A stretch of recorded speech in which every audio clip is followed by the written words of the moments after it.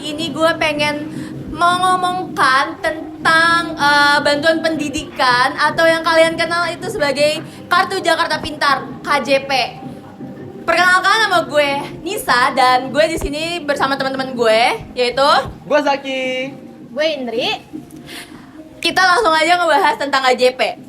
Gue pengen nanya dulu nih, sebenarnya KJP itu apa dan tujuan utama KJP itu apa? Sesuai yang di awal ya, KJP itu adalah Kartu Jakarta Pintar.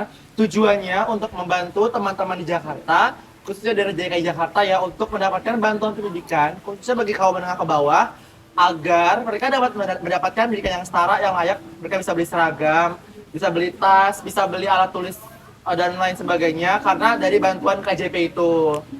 Kalau gue pribadi, gue punya pendapat yang sama sih nih sama Zaki soal KJP. Oke. Terus kalau ngomong-ngomongin tentang bantuan pendidikan, KJP sendiri itu sebenarnya penting gak sih? Jujur penting ya, apalagi buat kaum menengah ke bawah yang notabene mereka tidak mampu untuk melakukan biaya pendidikan seperti beli buku, beli tas. Dari KJP itu mereka bisa membantu tuh untuk membantu beli buku, beli tas, dan lain sebagainya. Bisa juga KJP digunakan untuk membeli sembako tuh kayak beras, daging, susu, subsidi yang bisa diambil di Pasar Jaya kayak gitu. Kalau menurut gue pribadi, kalau kita lihat dari tujuan awal pembuatan KJP ini, ya bisa dibilang sangat penting ya. Karena selain bisa memberikan hak yang rata ke semua orang untuk bisa mendapatkan pendidikan yang layak, KJP juga bisa tadi beli-beli sembako. Jadi selain bisa membantu kita di bidang pendidikan, KJP ini juga bisa memberikan bantuan sosial kepada siapapun yang menerimanya. Oke, gue ngerti deh. Sekarang tadi Jaki sempat mention tentang kaum menengah ke bawah. Pertanyaan gue itu adalah, pernah nggak kalian melihat atau mendengar kasus KJP yang salah sasaran, malah menempatkan ke kaum menengah ke atas atau yang memang sebenarnya udah mampu? Pernah banget dulu waktu gue SD itu ada suatu case di mana dia tuh ibu-ibu ya pakai KJP anaknya buat apa? Buat beli emas, DP motor, beli baju-baju mahal. Akhirnya pemerintah buat kebijakan tuh nggak boleh diambil lagi. Maksimal diambil per bulan 100.000 untuk sekarang, karena emang takut salah gunakan aja sih kayak gitu. KJP tuh keluar pada tahun 2013 ya? KJP keluar tuh zaman Jokowi jadi gubernur DKI tahun 2013 ya emang. 2013, oke. Jadi ngomongin back to topic lagi, kalau misalnya salah sasaran, kenapa bisa KJP itu salah sasaran? Kalau menurut perspektif gue pribadi, mungkin pada saat daftar ya, jadi tuh banyak banget oknum nakal yang pakai rumah tetangga, pakai nomor telepon tetangga. Untuk apa? Untuk ngawasin data mereka. Misalkan mereka mampu nih, mereka bisa, terus mereka buat dapet KJP, mereka pakai rumah tetangga di foto kayak gitu sih. Itu kayak banyak banget oknum nakal yang menyalahgunakan data-data mereka kayak gitu.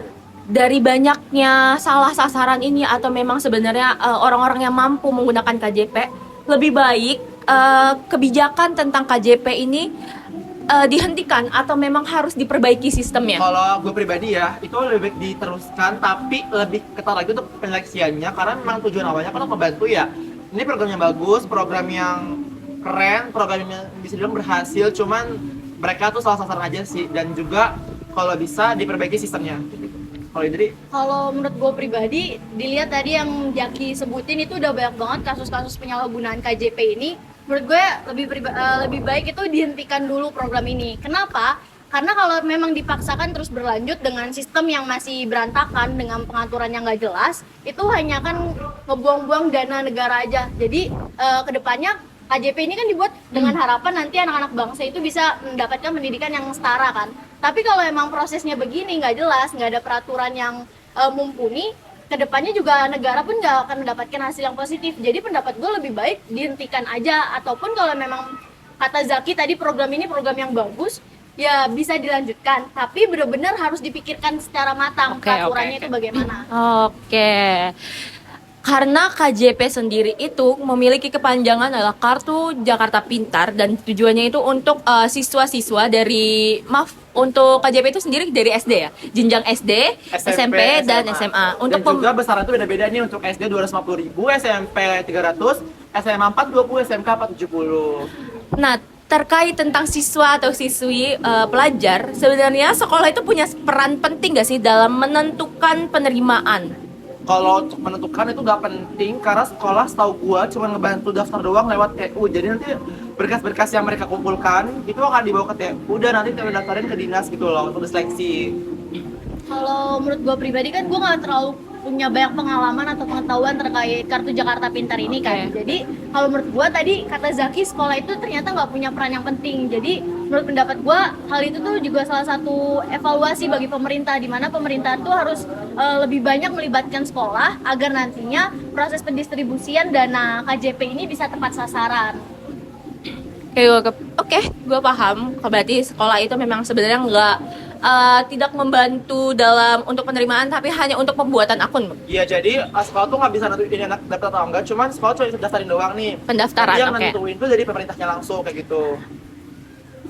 Kalau sekolah tidak memiliki peran hanya untuk membantunya, apakah masyarakat itu memiliki peran dalam masalah ini? Maksudnya untuk KJP ini? Kalau untuk lingkup RT RW itu mereka berperan penting juga sama untuk pemberkasannya. Jadi tuh sebenarnya tuh dari RT RW sama sekolahan mereka nggak bisa nentuin ini anak daftar atau enggak, cuma mereka bisa membantu proses pendaftaran aja.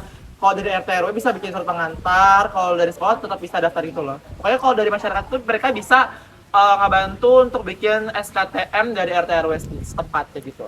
Kalau dari pandangan Zaki terkait peran masyarakat itu kan lebih ke peran administratifnya ya kan. Iya. Kalau menurut gua pribadi, masyarakat ini harusnya punya peran untuk mencegah orang-orang yang sebenarnya udah mampu untuk mendapatkan bantuan pendidikan ini. Contohnya itu pemerintah bisa membuat sistem web di mana web ini tuh bisa dikatakan sebagai web pengaduan. Jadi masyarakat itu nantinya bisa berperan aktif untuk ikut bantu dalam melaporkan pihak-pihak yang tidak bertanggung jawab, pihak-pihak yang menggunakan dana KJP ini dengan sembarangan. Jadi harusnya dia nggak dapat, tapi dia malah dapat. Dapat. Nah, masyarakat Iya, itu betul. berperan untuk mengadukan hal tersebut kepada pihak yang bertanggung jawab.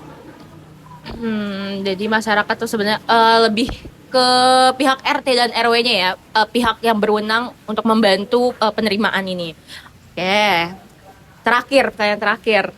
Sebenarnya kita sebagai pelajar dan gue tanya dulu deh, lo dapet KJP? Lo Gua dapet KJP? dapet. Gue nggak dapat. Berarti cuma Jaki doang KJP. Oke, gue tanya dari kalian berdua, sebenarnya peran pelajar dalam mengawasi bantuan seperti ini tuh apa?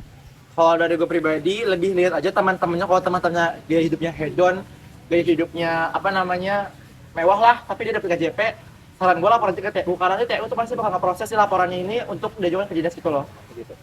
Kalau dari Zaki kan tadi lebih ke peran siswa yang nggak mendapatkan KJP kan. Kalau Iya. menurut gue pribadi, gue punya saran untuk siswa-siswi di luar sana, terutama yang udah mendapatkan kesempatan untuk mendapatkan bantuan pendidikan berupa KJP itu, mohon untuk dimanfaatkan sebaik mungkin dan jangan menyia-nyiakan kesempatan atau kepercayaan yang udah dikasih pemerintah kepada kita. Karena balik lagi uang dari negara itu untuk KJP itu kan uang dari masyarakat Indonesia banyak. Betul. Jadi tolong jangan salah gunakan biaya yang telah dikasih ke kita.